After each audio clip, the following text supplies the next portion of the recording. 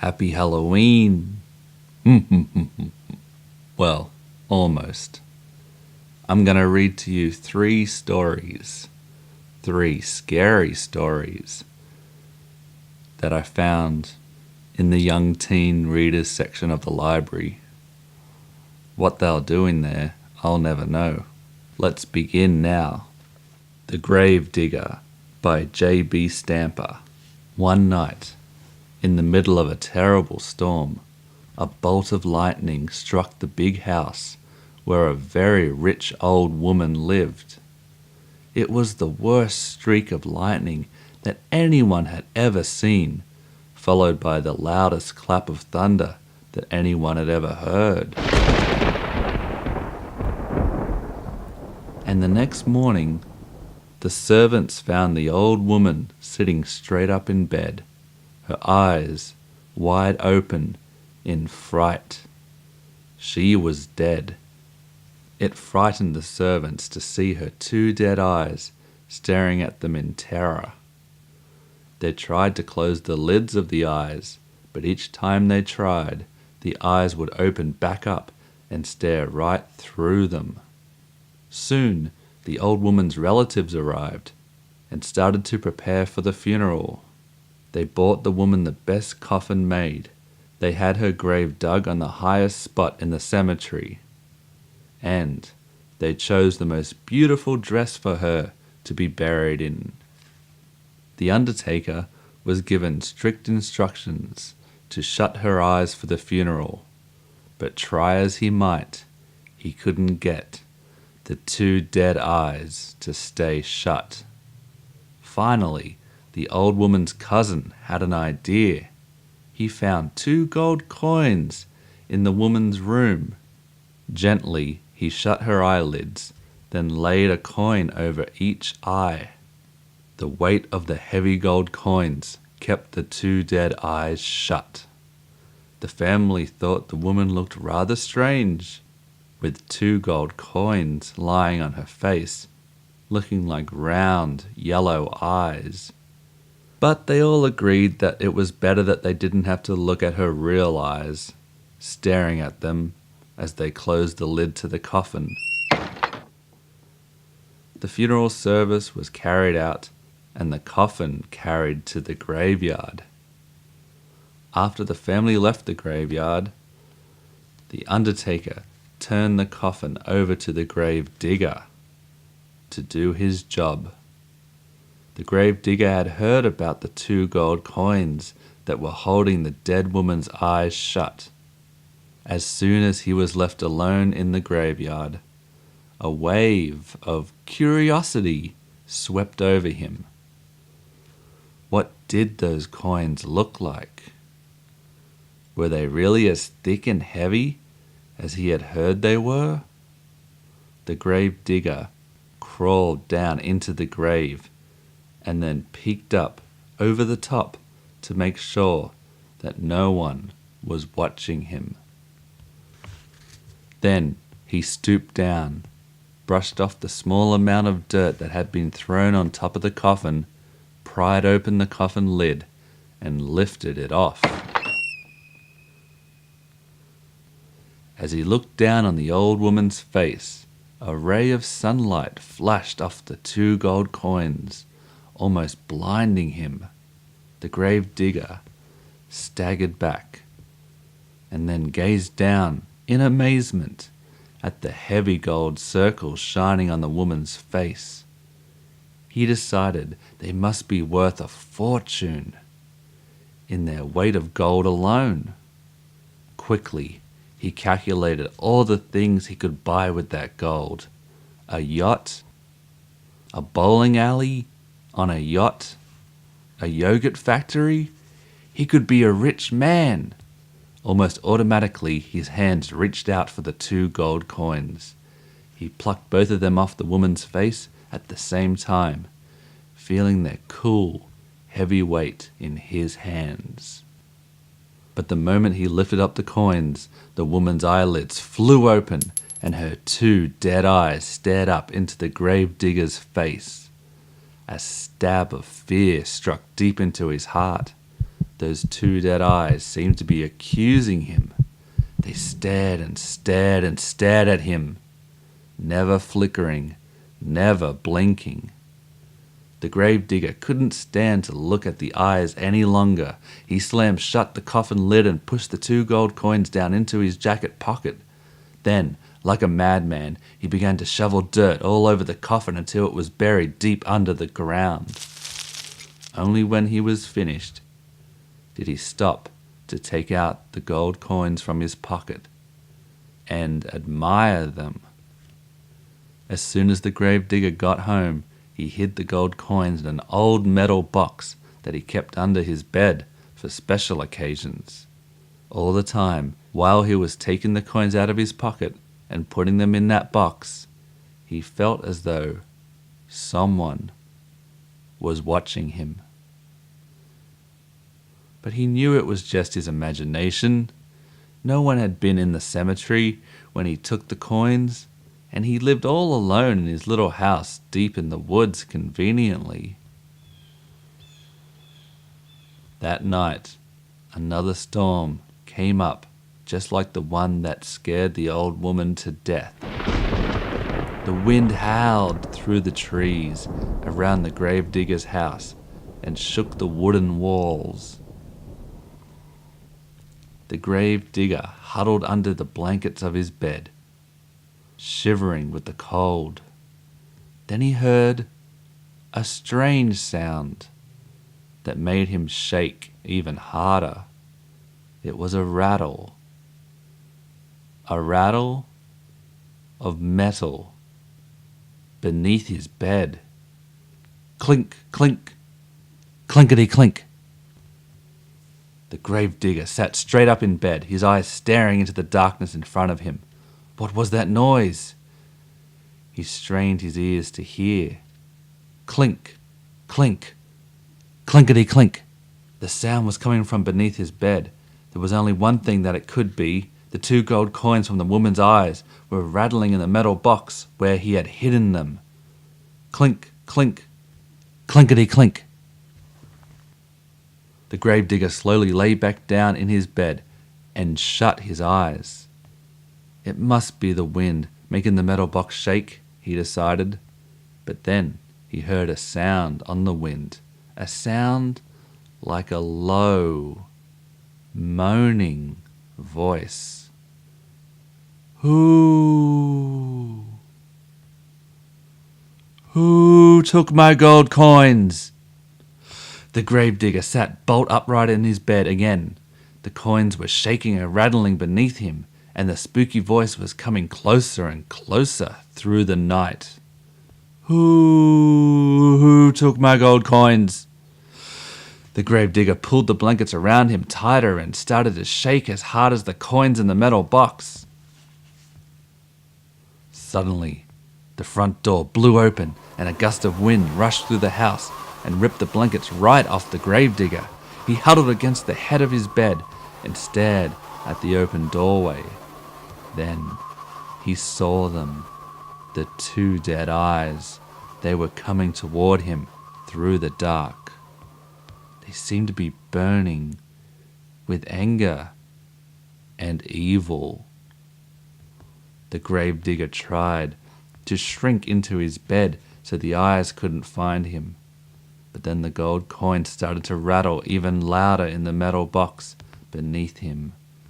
Clink, clink, clinkety clink. The 2 dead eyes moved toward him, faster now, and the voice echoed through the air around him. Who took my coins? The gravedigger sat bolt upright in his bed and screamed, I did! And the next morning, people found him just like that, with his 2 dead eyes staring straight ahead, in fright. Vermont Farm Haunting by Daniel Cohen. During the 1880s, a 2.5-story farmhouse in the town of Chittenden, Vermont, was the scene of a remarkable series of ghostly events. It was said that ghosts from every age and all parts of the world turned up at the little house regularly. People from all over the world came to Vermont to witness the bizarre events. The story really starts with a greedy, evil-tempered farmer named Zephaniah Eddy and his wife, Julianne. Two of the couple's sons, William and Horatio, seemed to be followed by spirits, nearly from birth. Later, people said that when the boys worked out in the cornfields, they were often joined by strange shadow figures. They had to quit school because whenever they were around, there were strange noises and books and other objects were thrown about. None of this made any impression on old Zephaniah until he figured out a way that he could make some money off the boys. Because I wanted some money. Zephaniah decided that he could put William and Horatio on exhibition as mediums. They would hold public seances and took them around to various towns where people would pay to hear the strange noises and watch objects fly about, as often did. The plan, however, was dangerous. There were lots of people who thought that there was something evil about spiritualism. They believed that the things that happened at seances were downright diabolical. The Eddy brothers were run out of more than one town, maybe even two. Occasionally, they were even shot at. But Zephaniah didn't seem to care, so long as he could find a paying audience somewhere. When Zephaniah died, the Eddy brothers inherited the farmhouse in Vermont. They started holding seances there. The place soon became quite famous. What set the Eddy brothers' seances apart from hundreds of others held in the United States at the time was the number and variety of spirits that were said to appear. In an average seance, there might be a couple of spirits, but at the Eddy brothers' farmhouse, there were dozens of different and exotic spirits every night. There were American Indians, Kurdish soldiers, Persian princesses, naughty Neanderthals, and a host of other spirits who showed up regularly. They all wore their native costumes and spoke their native languages, as far as anyone could tell. Some began calling the little Vermont farmhouse the spirit capital of the world. People came from as far as California and even Cleveland to attend these seances. They might pay as much as $10 to spend a week at the house and attend the seances. In those days, $10 was a great deal of money. It still is today. The house was very uncomfortable. The Eddy brothers were unfriendly and downright rude. They did not make their paying guests feel welcome at all. But people came anyway. Naturally, some thought it was all a trick. They swarmed over the house looking for trapdoors or secret passageways, or dressed up brothers to look like Native Americans. But they never found anything, and the fame of the Eddy brothers grew. Newspapers all over the world, and even Cleveland, carried stories about Eddy's brothers' seances. But the fame didn't last, as it often doesn't. Spiritualism itself was in trouble. Many mediums had been exposed as fakes. Hereward Carrington, the psychic investigator, described the Eddys' sleight of hand tricks as absurdly simple, and was surprised that people had been fooled by them. Lots of people stopped going to seances, including those of the brothers. Finally, the brothers went back to farming. They would hold an occasional private seance for a few of the faithful. These were tame affairs, at which only a few spirits appeared. Horatio Eddy died in 1922. His brother William died 10 years later, in 1932. By that time, the world had practically forgotten them.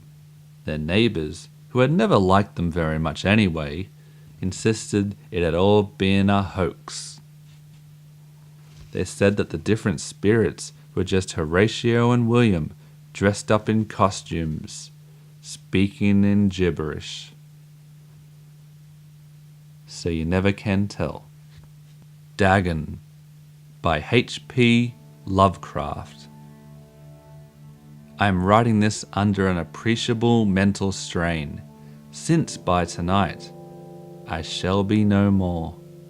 Penniless and at the end of my supply of the drug which alone makes life endurable, I can bear the torture no longer, and shall cast myself from the great window into the squalid street below.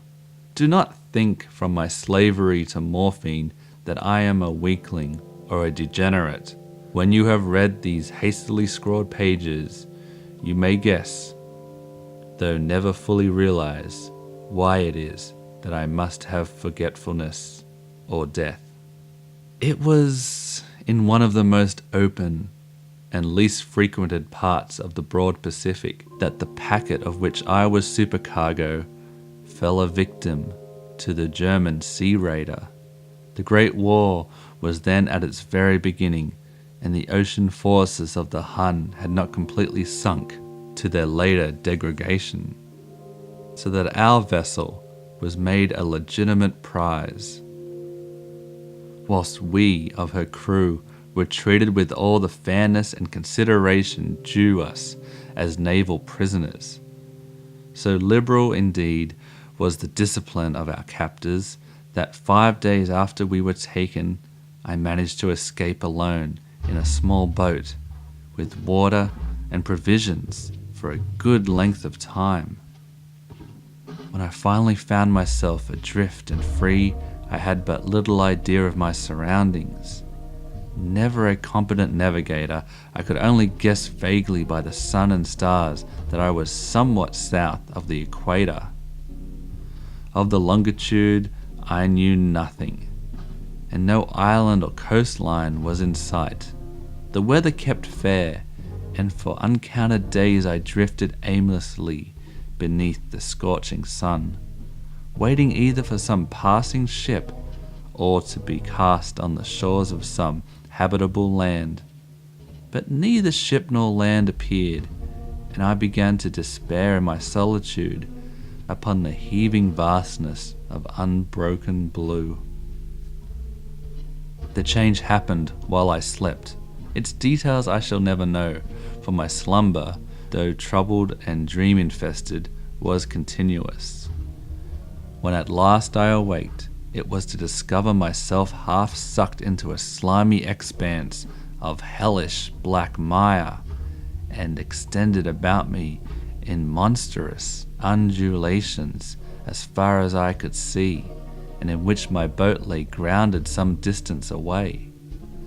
Though one might well imagine that my first sensation would be of wonder at so prodigious and unexpected a transformation of scenery, I was in reality more horrified than astonished, for there was in the air and in the rotting soil a sinister quality which chilled me to the very core.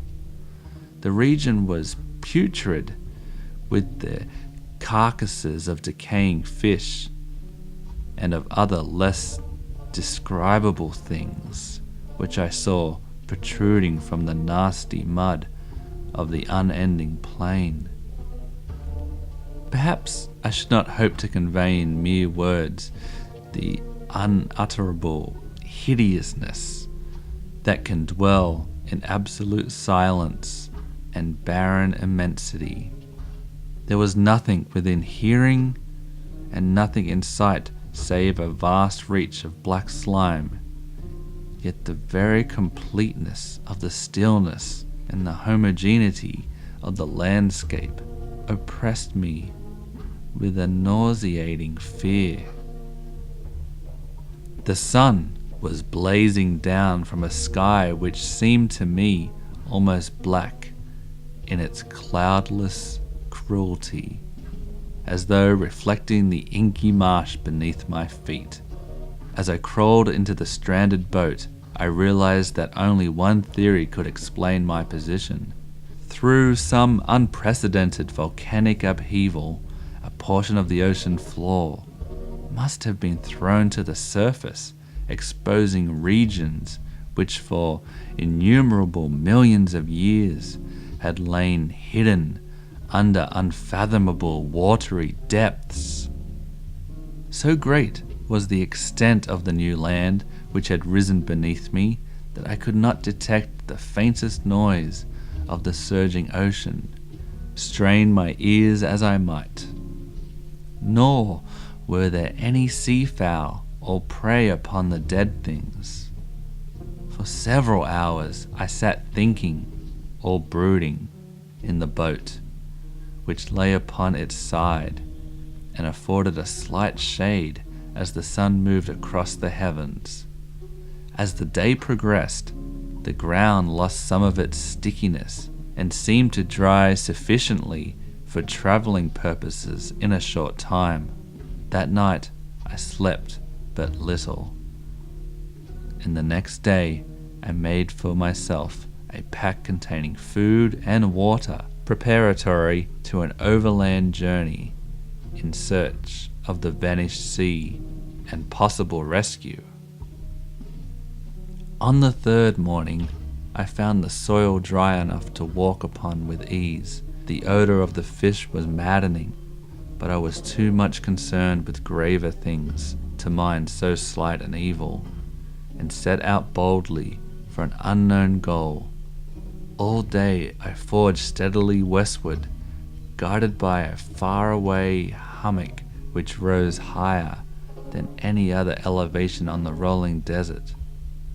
That night I encamped, and on the following day still travelled towards the hummock, though the object seemed scarcely nearer than I had first espied it.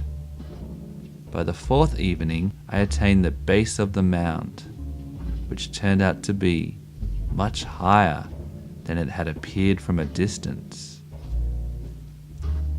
An intervening valley settling it out in sharper relief from the general surface. Too weary to ascend, I slept in the shadow of the hill. I know not why my dreams were so wild that night, but ere the waning and fantastically gibbous moon had risen far above the eastern plain, I was awake in a cold perspiration, determined to sleep no more. Such visions as I had experienced were too much for me to endure again, and in the glow of the moon I saw how unwise it had been to travel by day without the glare of the parching sun. My journey would have cost me less energy. Indeed, I now felt quite able to perform the ascent which had deterred me at sunset. Picking up my pack, I started for the crest of the eminence. I have said that the unbroken monotony of the rolling plain was a source of vague horror to me, but I think my horror was greater when I gained the summit of the mound and looked down the other side into an immeasurable pit or canyon, whose black recesses the moon had not yet soared high enough to illume. I felt myself on the edge of the world, peering over the rim into a fathomless chaos of eternal night, though my terror ran curious reminiscences of Paradise Lost, and of Satan's hideous climb through the unfashioned realms of darkness. As the moon climbed higher in the sky, I began to see that the slopes of the valley were not quite so perpendicular as I had imagined. Ledges and outcroppings of rock afforded fairly easy footholds for a descent, whilst after a drop of a few hundred feet, the declivity became very gradual. Urged on by an impulse which I cannot definitely analyze, I scrambled with difficulty down the rocks and stood on the gentler slope beneath, gazing into the Stygian depths where no light had yet penetrated. All at once my attention was captured by a vast and singular object on the opposite slope, which rose steeply about 100 yards ahead of me, an object that gleamed whitely in the newly bestowed rays of the ascending moon. That it was merely a gigantic piece of stone I soon assured myself, but I was conscious of a distinct impression that its contour and position were not altogether the work of nature.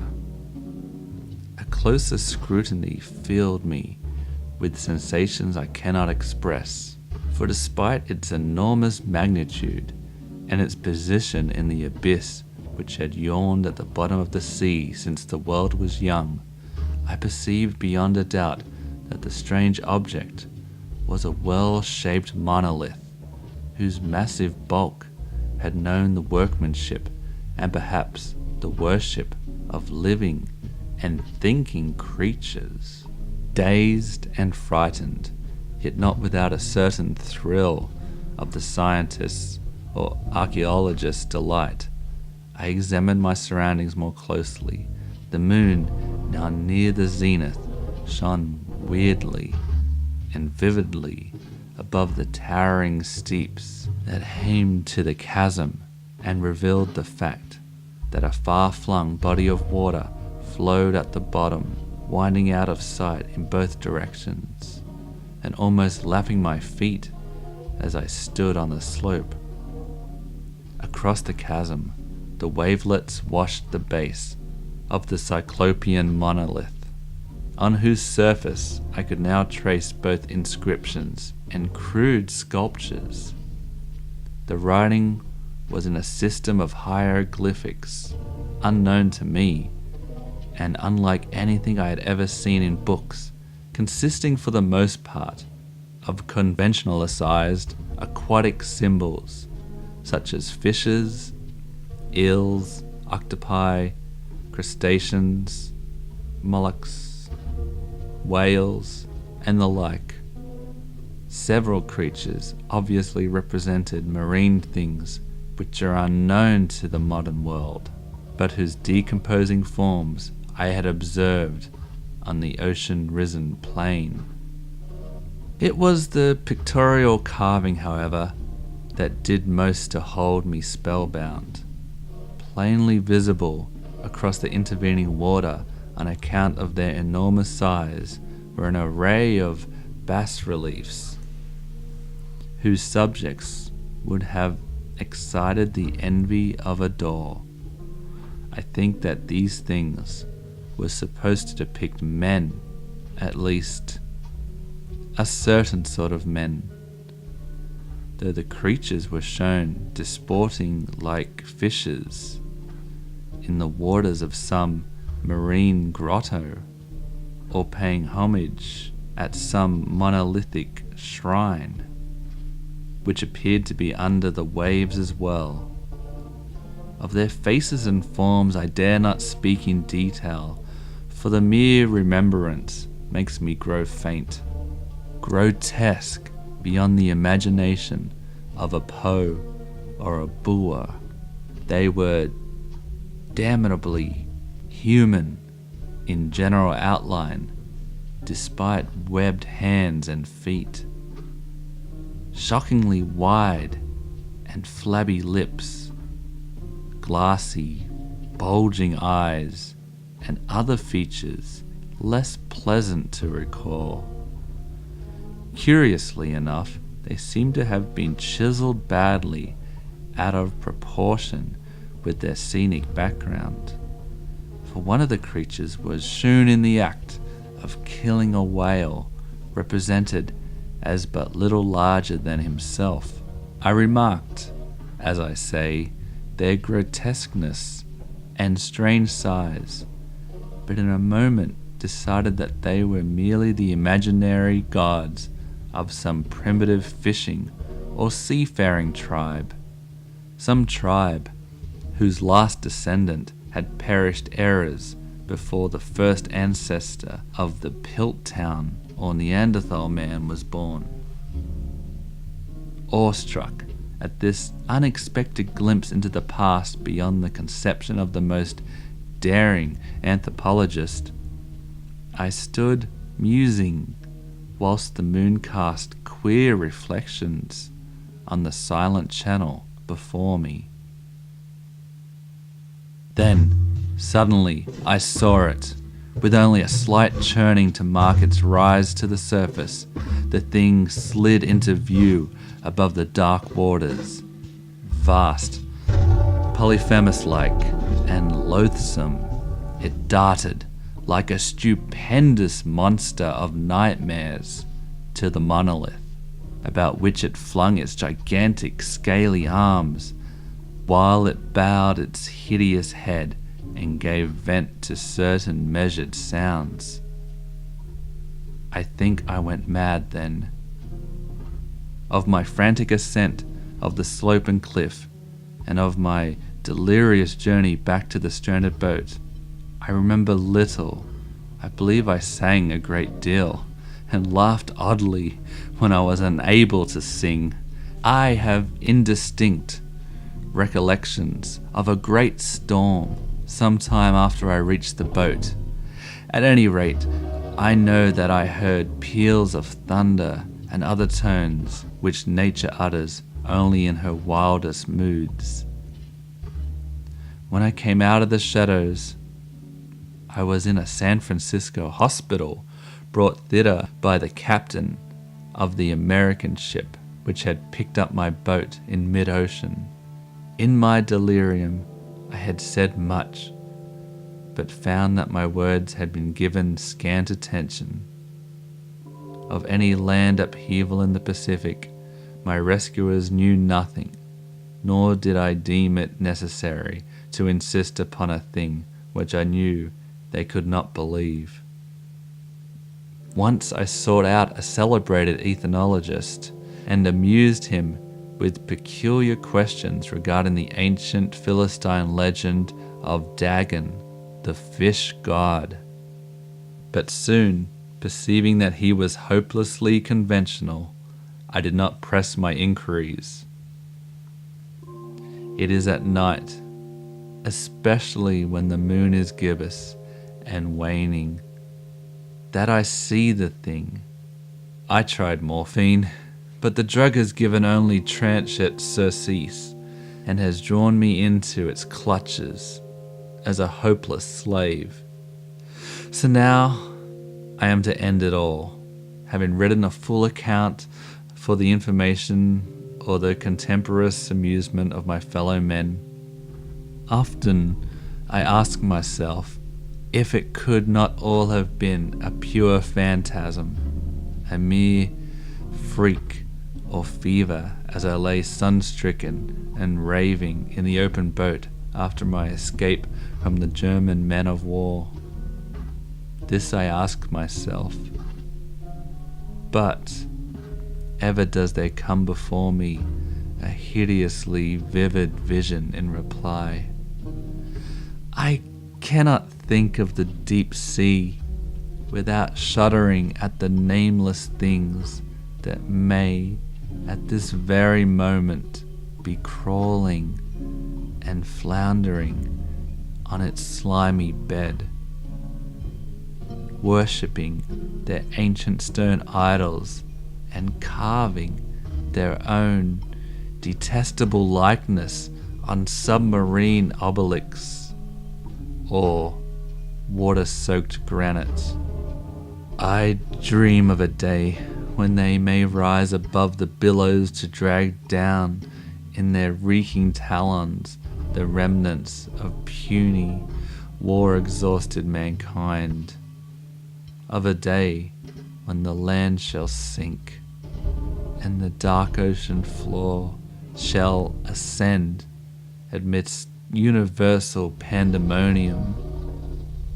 The end is near. I hear a noise at the door, as of some immense slippery body lumbering against it. It shall not find me. God, that hand! The window! The window! The window! The end. Happy Halloween. Almost. Subscribe, thumbs up, comment, please.